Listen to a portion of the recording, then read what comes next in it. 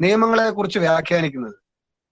പോലീസിന് നിയമനിർമ്മാണം നടത്താൻ അവകാശമില്ല. രാജ്യത്തെ സ്റ്റേറ്റിന്റെ മൂന്ന് പ്രധാന ഘടകങ്ങളുണ്ട്. ഒരു സ്റ്റേറ്റ് എന്ന് പറഞ്ഞാൽ 3 സാധനങ്ങൾ ചേർന്നതാണ്: ലെജിസ്ലേച്ചർ, എക്സിക്യൂട്ടീവ് ആൻഡ് ജുഡീഷ്യറി. നിയമനിർമ്മാണ പ്രക്രിയ നമ്മൾ തെരഞ്ഞെടുക്കുന്ന MLA-മാര് അവർ മന്ത്രിമാരായി ഭരണകൂടം സ്ഥാപിച്ച് അത് പാസ്സാക്കുന്ന നിയമങ്ങൾ പ്രസിഡന്റിന്റെയോ അല്ലെങ്കിൽ ഗവർണറുടെയോ ഒപ്പ് വാങ്ങുന്ന നിയമമാകുന്നു. ആ നിയമം വ്യാഖ്യാനിക്കുന്ന പണിയാണ് ജുഡീഷ്യറി. അത് തീരുമാനിക്കുന്നത്, അതിൽ നിയമങ്ങൾ വ്യാഖ്യാനിച്ച് വിധിക്കുന്ന പണിയാണ് ജുഡീഷ്യറിക്കുള്ളത്.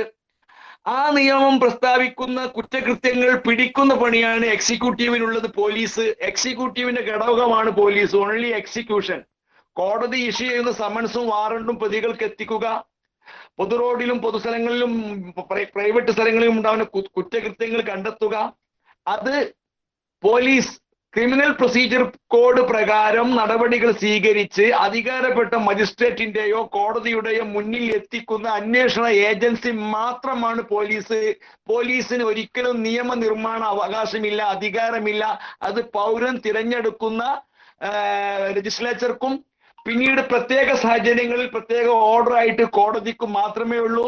പക്ഷെ കോടതി ഒരു ഉത്തരവ് പുറപ്പെടുവിച്ചാലും പിന്നീട് ആ കാര്യത്തിൽ ലെജിസ്ലേച്ചർ നിയമനിർമ്മാണം നടത്തേണ്ടതുണ്ട്.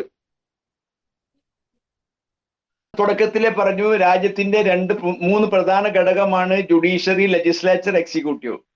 രാജ്യത്തെ നിയമനിർമ്മാണം നടത്തി ഫൈനിന്റെ തുക നിശ്ചയിക്കുന്ന ഓരോ ആക്ട് ഉണ്ട്. ഇപ്പൊ കേരള ഗാംബ്ലിംഗ് പ്രൊഹിബിഷൻ ആക്ട്, അല്ലെങ്കിൽ അങ്ങനെ ചിട്ടി ഫണ്ട് ആക്ട്, അങ്ങനെ കേരളത്തിൽ കുറെ ആക്ടുകളുണ്ട്. ഈ ആക്ടുകളൊക്കെ അനാക്ട് ചെയ്യുമ്പോൾ അതിൽ ഫൈൻ അതിൽ തന്നെ പറയുന്നുണ്ട്. ആ ആക്ടിൽ മാക്സിമം ഫൈനും ഏറ്റവും മിനിമം ഫൈനും ഒക്കെ പറയുന്നുണ്ട്. അത് വിധിക്കാൻ ഈ പ്രതിക്ക് എത്ര വിധിക്കണ്ട എന്ന് തീരുമാനിക്കുന്ന ജുഡീഷ്യൽ തീരുമാനം എടുക്കേണ്ടത് മജിസ്ട്രേറ്റ് ആണ്, അല്ലെങ്കിൽ കൺസേൺഡ് കോടതിയാണ്. ഒരിക്കലും പോലീസിന്റെ പണി നിയമ വ്യാഖ്യാനിക്കലല്ല. കോടതികൾ പുറപ്പെടുവിക്കുന്ന ഉത്തരവ് നടപ്പാക്കുന്ന പണി, എക്സിക്യൂഷൻ മാത്രമാണ് പോലീസിന്റെ പണി. 1. 2, കുറ്റകൃത്യങ്ങൾ കണ്ടെത്തി യഥാർത്ഥ കുറ്റകൃത്യങ്ങൾ നടന്നു എന്ന് ബോധ്യം വന്നാൽ ഒരു അധികാരപ്പെട്ട സബ് ഇൻസ്പെക്ടർ IP-ക്ക് അല്ലെങ്കിൽ SHO-ക്ക് ഒരു കുറ്റകൃത്യം നടന്നതായി ബോധ്യപ്പെട്ടാൽ സ്വമേധയാ FIR രജിസ്റ്റർ ചെയ്യാം. അല്ലെങ്കിൽ ഒരു വ്യക്തിയുടെ വ്യക്തമായ മേൽവിലാസമുള്ള ഒരു വ്യക്തിയുടെ പരാതിക്ക് അടിസ്ഥാനത്തിൽ FIR ലോഡ്ജ് ചെയ്യാം. അത് ആ FIR ലോഡ്ജ് ചെയ്യുന്നതിന് മുമ്പായി GD എൻട്രി ഉണ്ട്. അത് എല്ലാം ഇപ്പോൾ ഓൺലൈനാണ്.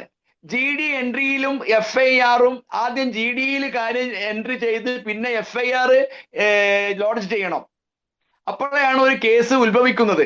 അതിനുശേഷം ഒരാളുടെ വാഹനമോ മൊബൈലോ എന്തോ സാധനമാകട്ടെ പോലീസിന് ഔദ്യോഗികമായി പിടിച്ചെടുക്കണമെങ്കിൽ സീസർ മാസർ അഥവാ ബന്ദബസ് മഹസർ നിർബന്ധമാണ്.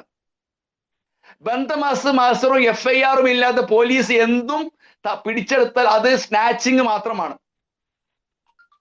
ഡ്യൂട്ടിയുടെ ഭാഗമാണെന്ന് പോലീസ് ബാധിച്ചാൽ പോലും ഒരു FIR-ഉം FIS-ഉം അതുപോലെ തന്നെ സീസർ മാസർ ബന്ദബസ് മാസറും ഇല്ലാതെ ഒരു സാധാരണക്കാരന്റെ കീശയിൽ നിന്ന് പോക്കറ്റിൽ നിന്ന് മൊബൈലോ മറ്റു സാധനമോ പേഴ്സോ വലിച്ചെടുത്താൽ ഞാൻ നിങ്ങളെ പോക്കറ്റിൽ നിന്ന് പേഴ്സോ നിങ്ങളെ മൊബൈലോ നിങ്ങളുടെ പെർമിഷൻ കൂടാതെ എടുക്കുന്ന അതേ ഡിഗ്രിയാണ് കാര്യങ്ങൾ.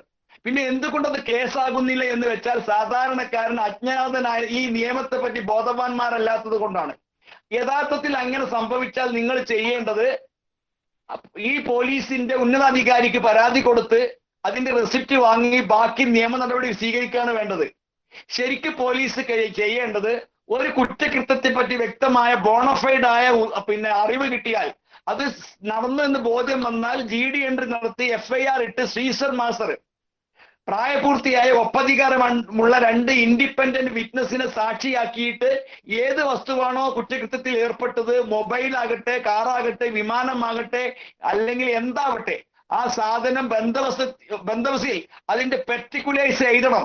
ചുവന്ന സാംസങ് മൊബൈല് ഇന്ന നമ്പറിൽ അതിന്റെ കവറിൽ ഇന്ന ചിത്രങ്ങളുണ്ട് എന്ന വിവരണത്തോട് കൂടി പിടിച്ചെടുത്ത് 2 സാക്ഷികളെ കൊണ്ട് പബ്ലിക് 2 സാക്ഷികളെ കൊണ്ട് ഒപ്പിടിച്ച് അത് അധികാരപ്പെട്ട ഓരോ പോലീസ് സ്റ്റേഷനും അധികാരപ്പെട്ട മജിസ്ട്രേറ്റ് കോടതികളുണ്ട്.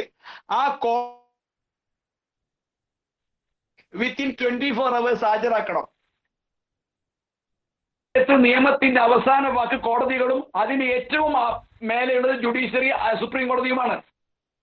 പോലീസ് സ്റ്റേറ്റിന്റെ ഒരു ഘടകമായ എക്സിക്യൂഷന്റെ ഭാഗമായിട്ട് കോടതിയുടെ നിർദ്ദേശങ്ങൾ നടപ്പാക്കൽക്കാർ മാത്രമാണ്.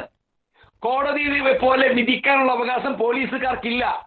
ഈ ഇല്ലാത്ത അവകാശങ്ങളും അധികാരങ്ങളും സാധാരണക്കാരനായ വിവരമില്ലാത്ത ആളുകൾ കൽപ്പിച്ചു കൊടുത്തത് കൊണ്ടാണ് പോലീസുകാർ ഇത്തരത്തിൽ പ്രവർത്തിക്കുന്നത്. പോലീസുകാർ അനീതി ചെയ്താൽ അധികാരപ്പെട്ട സ്ഥാനങ്ങളിൽ നിങ്ങൾ അരജി കൊടുത്തിരുന്നുവെങ്കിൽ പോലീസുകാർ 100% ഭയക്കും. അവരുടെ സർവീസ് ബുക്കില് ചുവന്ന വര വരുന്നത് അവർക്ക് ഭയമാണ്. ശരിക്കൊരു പരാതിയുമായി പോയാൽ പോലീസുകാരൻ നിങ്ങൾ